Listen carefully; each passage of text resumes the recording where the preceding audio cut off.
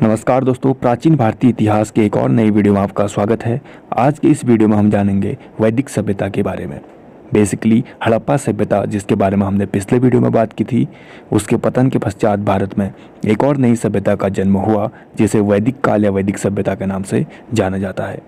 इस सभ्यता की जानकारी के स्रोत वेद हैं, तो इसी के आधार पर इसका नाम वैदिक सभ्यता दिया गया।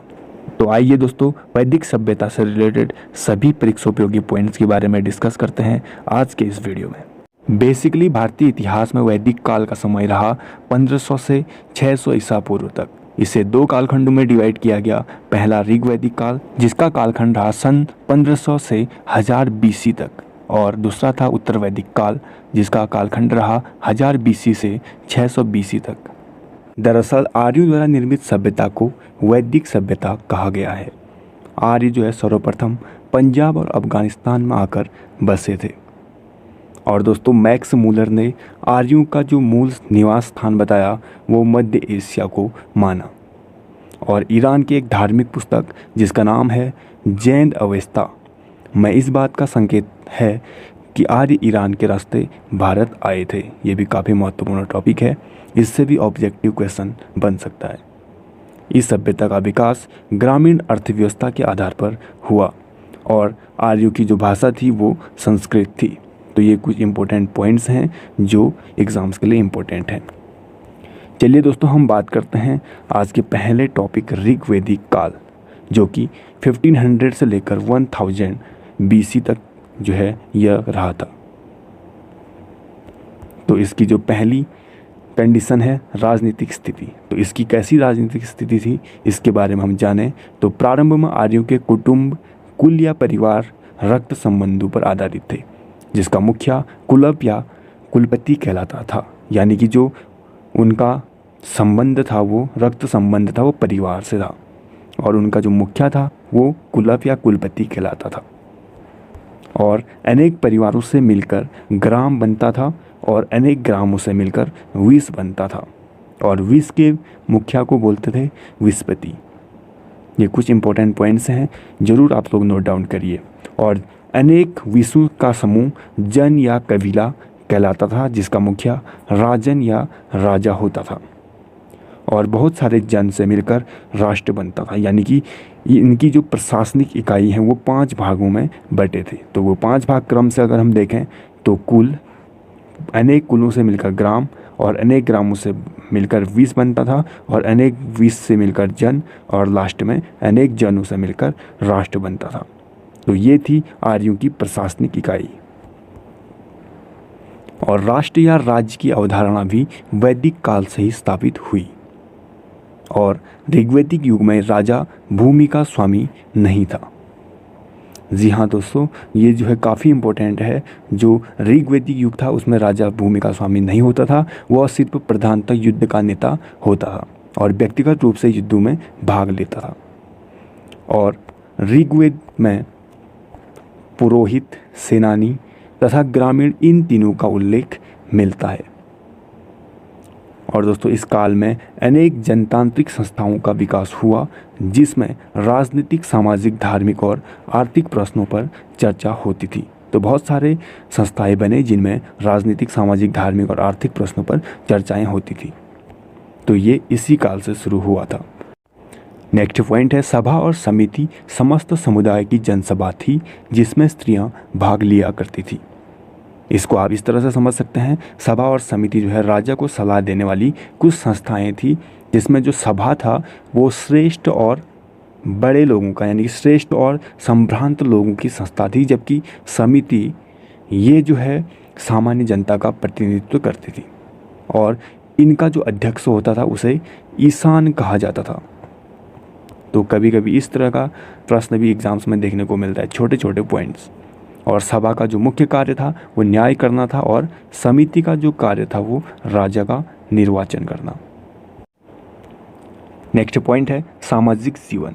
दोस्तों, इस वीडियो के सभी पॉइंट्स हमने इम्पोर्टेंट ले रखे हैं, जो कि आपके प्री एग्ज़ाम और मेन एग्ज़ाम दोनों एग्ज़ाम्स के लिए जो है काफ़ी इंपॉर्टेंट होने वाले हैं। और दोस्तों, इसी के अलावा किसी भी प्रकार के सीधी भर्ती या किसी भी कॉम्पिटिटिव एग्ज़ाम में ये आपको काफ़ी हेल्प दिला सकते हैं। तो दोस्तों, वीडियो को लास्ट तक ज़रूर देखें। तो सामाजिक जीवन का पहला पॉइंट है, ऋग्वैदिक समाज का जो आधार था वो परिवार था, और जो परिवार था वो पितृ सत्तात्मक परिवार था। यानी कि आप लोग कह सकते हैं जो परिवार का कुलपति था वो जो है पिता था, और कुलपति का जो है परिवार के सभी सदस्यों पर जो है नियंत्रण रहता था, और स्त्रियों को आदर और सम्मान दिया जाता था, और गृह स्वामिनी के रूप में पर्याप्त स्वतंत्रता स्त्रियों को थी, और माता का जो है गृह स्वामिनी के रूप में आदर के साथ साथ पर्याप्त स्वतंत्रता उन्हें थी।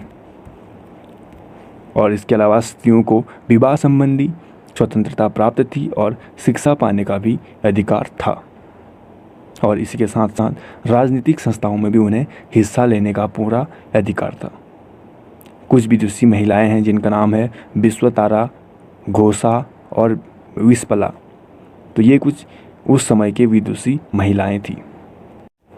अगला पॉइंट है, ऋग्वैदिक काल में ऐसी कन्याएं जो दीर्घ काल तक अविवाहित रहती थी, यानी कि अपने आजीवन अविवाहित रहती थी, तो उन्हें बोलते थे अमाजू।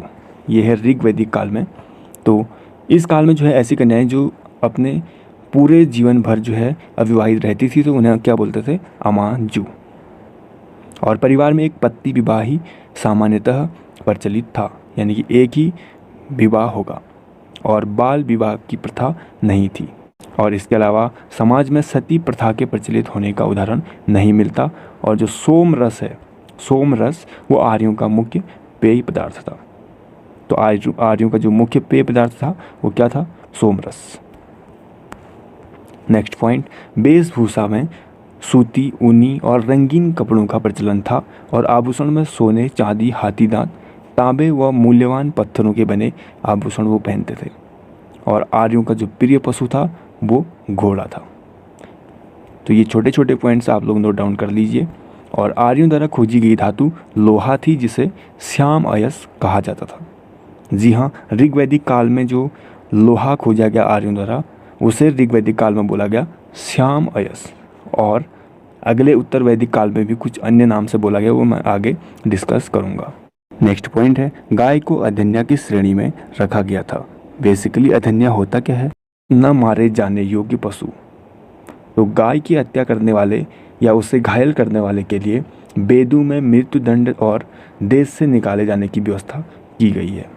और व्यापार के लिए दूर दूर तक जाने वाले को क्या बोलते थे, पणी। तो ये छोटे छोटे पॉइंट जरूर नोट डाउन करें। और ऋण देकर ब्याज लेने वाले को क्या बोलते थे, वेकनॉट। जो ऋण देकर ब्याज वसूलते थे उन्हें बोलते थे वेकनॉट। इसके अलावा जीविकोपार्जन के लिए वेद वेदांग पढ़ने वाला जो अध्यापक था उन्हें बोलते थे उपाध्याय। और आर्य जो है, आर्य मुख्य 3 प्रकार के वस्त्र पहनते थे, वास, अधिवास और उष्णी। तो वस्त्रों का नाम था वास, अधिवास और उष्णी।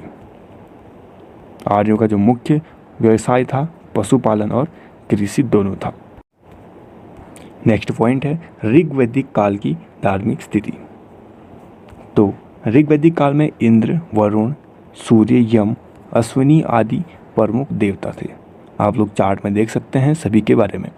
और देवताओं में जो सर्वोच्च स्थान था वो इंद्र को दिया गया है। तो ये काफ़ी इंपॉर्टेंट प्रश्न है। ऋग्वैदिक काल में सबसे ऊंचा स्थान किसे दिया गया है, इंद्र भगवान को। और इस काल में यज्ञ का अत्यधिक महत्व था। इसके अलावा नदियों में सरस्वती जो है सबसे पवित्र मानी जाती थी। और ऋग्वेद में जो है गंगा का 1 बार, यमुना का 3 बार उल्लेख है, जबकि सिंधु नदी का उल्लेख सबसे ज़्यादा है। तो ऋग्वेद में किस नदी का उल्लेख सबसे ज़्यादा मिलता है, तो वो सिंधु नदी का मिलता है। आइए दोस्तों, अब हम जानते हैं उत्तर वैदिक काल के बारे में, जो कि 1000 से लेकर 600 ईसा पूर्व तक यह काल चला था। तो इसका पहला पॉइंट है, इस काल का इतिहास ऋग्वेद के आधार पर संहिता ग्रंथ, ब्राह्मण ग्रंथ, आरण्यक और उपनिषदों से प्राप्त होता है। और इस काल में आर्य सभ्यता पंजाब के कुरुक्षेत्र में फैल गई थी। तो किस काल में जो आर्य सभ्यता पंजाब के कुरुक्षेत्र में फैली, इस तरह से प्रश्न पूछा जाता है, तो आंसर क्या हो जाएगा, उत्तर वैदिक काल में। नेक्स्ट पॉइंट है, उत्तर वैदिक काल तक आते आते पंचजनों का लोप हो गया और उनके स्थान पर विशाल राज्यों की स्थापना हुई। तो पंचजनों का लोप हो गया, इसका मतलब ये है जो कि ऋग्वैदिक काल में 5 भागों में बांटा गया था प्रशासनिक इकाई को, कुल ग्राम 20 जन और राष्ट्र। तो इन सब का लोप हो गया और क्या हो गया, वहाँ पे विशाल राज्यों की स्थापना होने लगी। और कृषि प्रधान अर्थव्यवस्था, क्षेत्रगत राज्यों का उदय, वर्ण व्यवस्था की जटिलता बढ़ना और धार्मिक कर्मकांडों की प्रधानता इस काल की विशेषता है। तो इस काल की विशेषता नोट डाउन कर लीजिए, कृषि प्रधान अर्थव्यवस्था, क्षेत्रगत राज्यों का उदय, वर्ण व्यवस्थाओं की जटिलता बढ़ना और धार्मिक कर्मकांडों की प्रधानता। और तकनीकी विकास के दृष्टिकोण से लोहे का प्रयोग सर्वाधिक महत्वपूर्ण था। तो इस काल में भी लोहे का प्रयोग काफ़ी महत्वपूर्ण रहा और इस काल में लोहे को बोला गया कृष्ण अयस। जी हाँ, इस काल में बोला गया कृष्ण अयस। दोनों चीज़ें आप लोग याद करें। अब हम बात करते हैं इस काल की राजनीतिक जीवन के बारे में।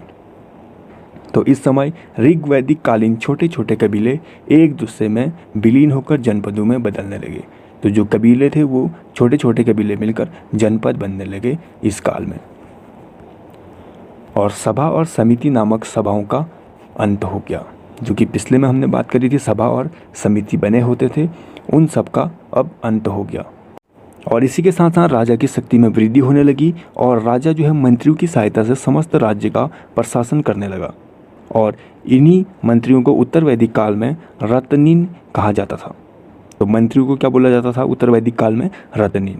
तो आइए दोस्तों जानते हैं उत्तर वैदिक काल के सामाजिक जीवन के बारे में। तो इस काल में भी जो परिवार रहा वो पितृ प्रधान रहा और संयुक्त था और समाज में स्त्रियों की दशा में पतन हुआ। तो इस काल में जो है स्त्रियों की दशा में पतन होने लगा समाज में और जाति प्रथा कर्म के आधार पर न होकर जन्म के आधार पर होने लगी। तो पिछले वाले में जो है जो जाति प्रथा थी वो कर्म के आधार पर रखा गया था, तो इसमें जो है कर्म के आधार पर न होकर जन्म के आधार पर होने लगी। तो इसी उत्तर वैदिक काल से इंसान का जो जीवन है वो 4 आश्रमों में विभाजित माना जाने लगा। 4 आश्रम कौन कौन से? ब्रह्मचर्य 25 वर्ष की आयु तक, गृहस्थ 50 तक, वानप्रस्थ 50 से 75 और संन्यास 75 से 100 तक। और इसके अलावा जो शिक्षा थी वो गुरुकुल के माध्यम से दी जाती थी। और मनोरंजन के साधनों में लोक नृत्य, संगीत, जुआ एवं युद्ध, ये जो है उस समय के मनोरंजन के साधन थे। मनुस्मृति में विवाह की जो है 8 प्रकार से जो उल्लेख किया गया है, जिसमें जो प्रथम 4 विवाह प्रशंसनीय हैं और बाकी के 4 निंदनीय माने गए। अगर हम इन 8 विवाहों के बारे में बात करें तो जो 4 प्रशंसनीय विवाह थे वो ब्रह्म, देव, आर्ष और प्रजापत्य, और जो निंदनीय विवाह थे वो गंधर्व, असुर, पैशाच और राक्षस। इनको भी आप लोग याद कर सकते हैं, ये मेन एग्जाम में आपको काम आएगा। तो आइए जानते हैं इस काल के भी आर्थिक जीवन के बारे में। तो इस काल में पशुपालन की अपेक्षा कृषि जो है आर्थिक जीवन का मुख्य आधार बनी। जैसे पिछले वाले काल में जो है दोनों चीज़ें जो है आर्थिक जीवन का आधार थे, तो इस वाले काल में उत्तर वैदिक काल में कृषि जो है मुख्य आधार है। गाय बैल के अतिरिक्त अब भैंस भी जो है पालतू मवेशी बन गई। इस समय जो है मिट्टी के विशेष प्रकार के बर्तन बनाए जाते थे और उन्हें जो है चित्रित किया जाने लगा। मिट्टी के बर्तन बनाकर उनमें चित्र वगैरह बनाए जाने लगे। ऋण देना और ब्याज लेने की प्रथा जो है प्रचलित हुई। यहाँ पर लेना है तो ऋण देना और ब्याज लेने की प्रथा प्रचलित होने लगी और इसी के साथ साथ वस्त्र व्यवसाय भी बढ़ने लगा। और दोस्तों राज्य को कर का अधिकांश भाग जो है वैश्यों से प्राप्त होता था। तो ज़्यादातर जो कर लिया जाता था वो वैश्य लोगों से लिया जाता था, ब्राह्मण और अन्य लोगों से कम लिया जाता था, लेकिन ज़्यादातर कर वैश्य लोगों से प्राप्त होता था राज्य को। और दोस्तों इस काल की जो अर्थव्यवस्था है उसे पाक शहरी अर्थव्यवस्था का नाम दिया जा सकता है। अब पाक शहरी अर्थव्यवस्था का नाम क्यों? क्योंकि जो ये अर्थव्यवस्था है वो न तो पूरी तरह से ग्रामीण थी और न ही पूरी तरह से शहरी, तो इसलिए जो है इसे पाक शहरी अर्थव्यवस्था का नाम दिया जा सकता है। तो ये पॉइंट ज़रूर नोट डाउन करें। नेक्स्ट पॉइंट है उत्तर वैदिक काल में हल को जो है सिरा कहा जाता था। हल को सिरा कहा जाता था और सिक्कों के चलन का कोई भी प्रमाण नहीं मिलता और जो मुद्रा की इकाई है वो निष्क और शतमान। जो मुद्रा थे उस समय निष्क और शतमान। तो प्रश्न पूछेगा निष्क और शतमान किस काल की जो है मुद्रा की इकाई है, तो आंसर क्या हो जाएगा? उत्तर वैदिक काल। तो अंतिम पॉइंट है धार्मिक जीवन, उत्तर वैदिक कालीन सभ्यता का धार्मिक जीवन। तो उत्तर वैदिक काल में यज्ञ जो है तत्कालीन संस्कृति का मूल आधार था। उस समय के प्रमुख यज्ञ थे राजसूय यज्ञ, अश्वमेध यज्ञ, वाजपेयी और अग्निष्टोम यज्ञ। और इस काल में जो है प्रजापति को सर्वोच्च स्थान प्राप्त हो गया। जैसे आप लोगों को पता है ऋग्वैदिक कालीन में सबसे ज़्यादा सर्वोच्च स्थान प्राप्त हुआ था इंद्र भगवान को। इसमें जो है प्रजापति यानी सृष्टि के निर्माता विष्णु को जो है संरक्षक के रूप में पूजा जाने लगा। और समाज में जो है ब्राह्मणों का प्रभुत्व काफ़ी ज़्यादा बढ़ गया था। सिर्फ वही लोग जो है धार्मिक अनुष्ठान कर सकते थे। और इसी के साथ साथ जादू टोने में भी विश्वास बढ़ गया दोस्तों। सो आई होप आपको ये वीडियो पसंद आई होगी। अगर आपको ये वीडियो थोड़ी सी भी इंफॉर्मेटिव लगी तो लाइक और कमेंट करके हमें ज़रूर बताएं और अपने ज़्यादा से ज़्यादा दोस्तों तक इस वीडियो को ज़रूर पहुंचा दें। और अगर आपने अभी तक हमारे चैनल को सब्सक्राइब नहीं किया है तो प्लीज़ जल्दी से जाके सब्सक्राइब करके बेल आइकन को प्रेस ज़रूर करें।